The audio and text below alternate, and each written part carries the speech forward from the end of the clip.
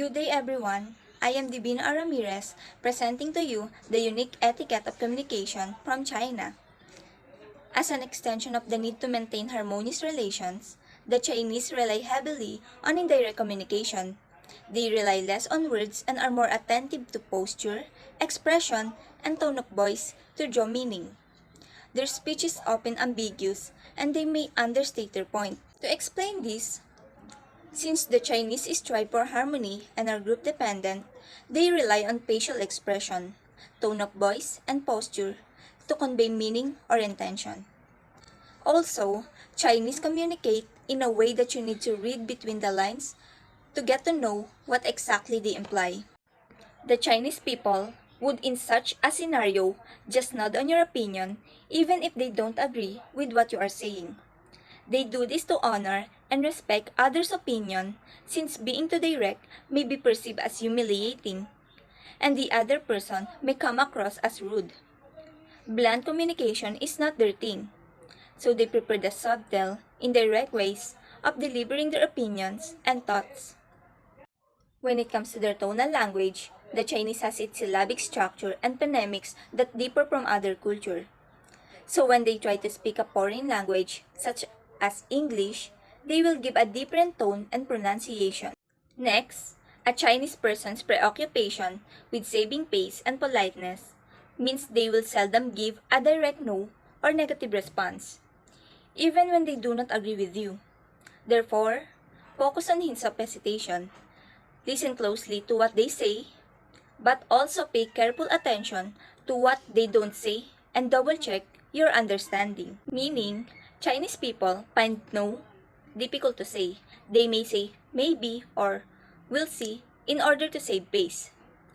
Maintaining your sense of status and being shown respect is all part and parcel of this too. Saying no is not the Chinese way of doing things.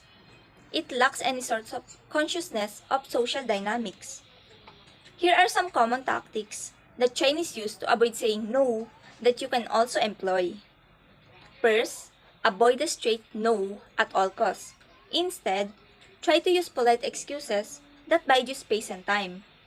Like, I will have to get checked and get back to you. Or, it is under consideration at the moment. Second, if you disagree with something, don't verbalize it. Rather, you should offer alternative suggestions and ideas to indirectly show your true feelings. Third, if you are stuck for words, then use your breath.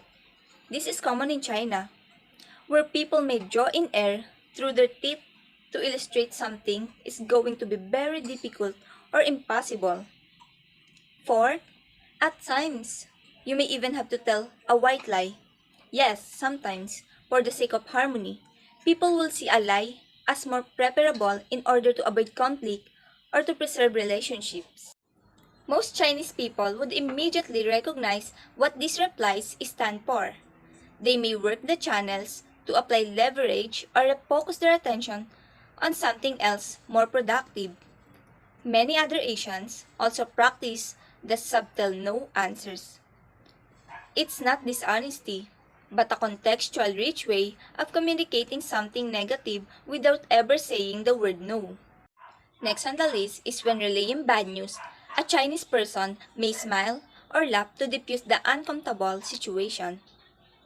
Smiles and laughter in Asia serve a rather different function than in the West. Smiles may indeed portray happiness and joy, but also hide sadness and embarrassment. To determine whether a smile is one of joy or of sadness, it is imperative that you look at the eyes and the body language. A smile of embarrassment or sadness will not be expressed through the eye, as a smile of joy would be.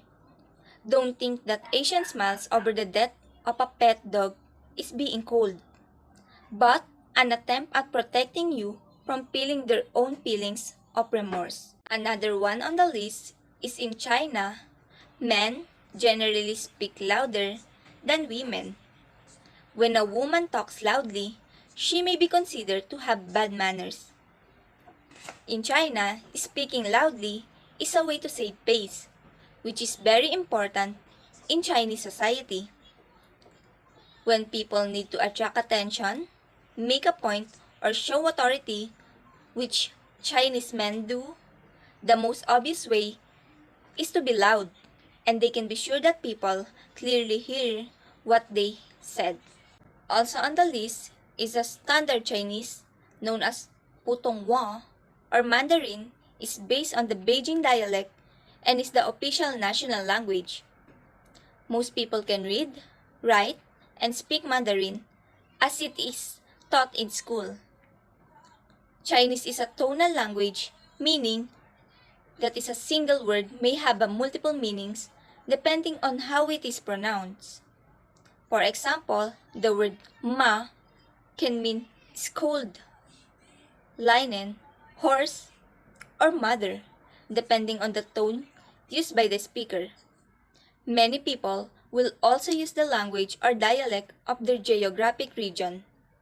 Although there are still many different varieties of spoken Chinese in use today, Putonghua is the lingua franca that people from all over China use to communicate with each other. The Chinese language as well and dialects are tonal. Mandarin or Putonghua has 5 tones. This means when you say one word, a monosyllable, in standard Mandarin, its meaning is carried in the intonation of the word. So one monosyllable can mean 4 to 5 different things just by its intonation.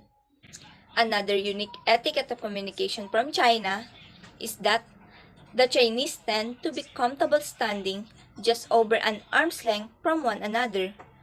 When meeting strangers, this distance will be farther. Chinese people are precious of their personal space and do not like over-familiarity. Generally, close contact is avoided in public and touching is kept to a minimum in China. Also, the Chinese generally do not touch people that are strangers to them unless it is unavoidable. Example, in a crowd or in a train.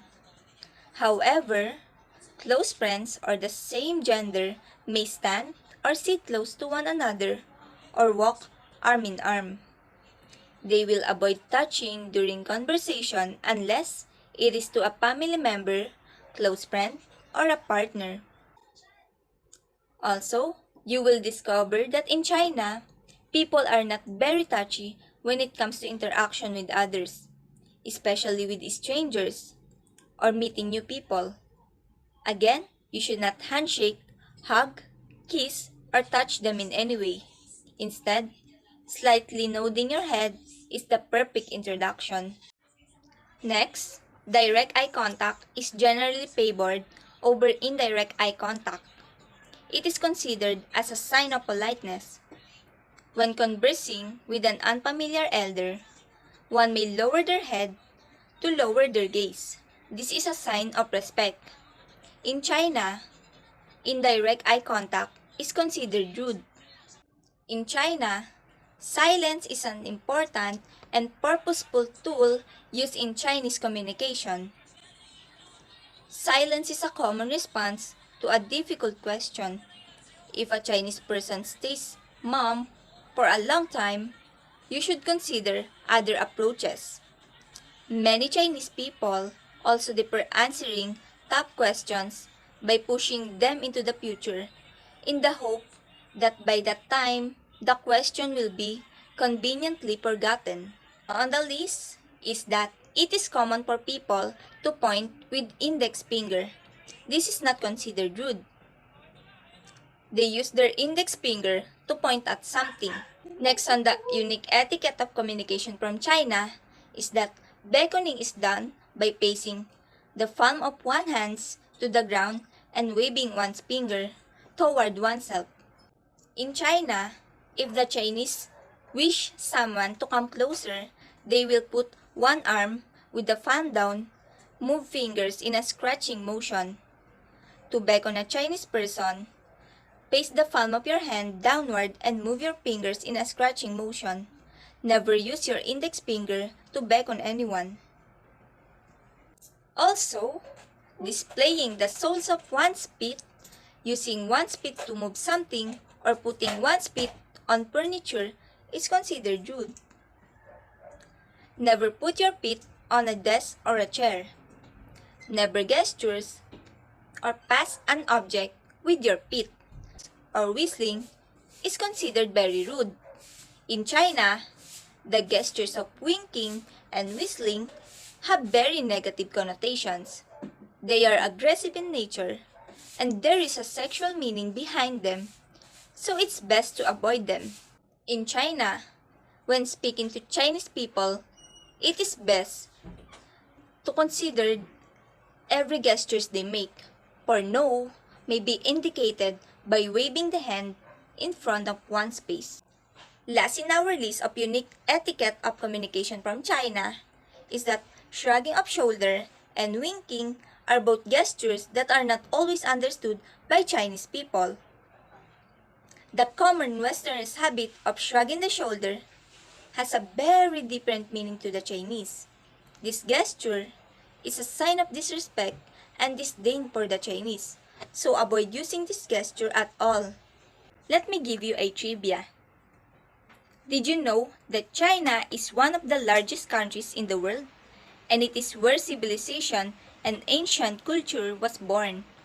Since the Chinese are greatly influenced by Confucius' philosophical thinking, they are more reserved and their gestures are less expressive.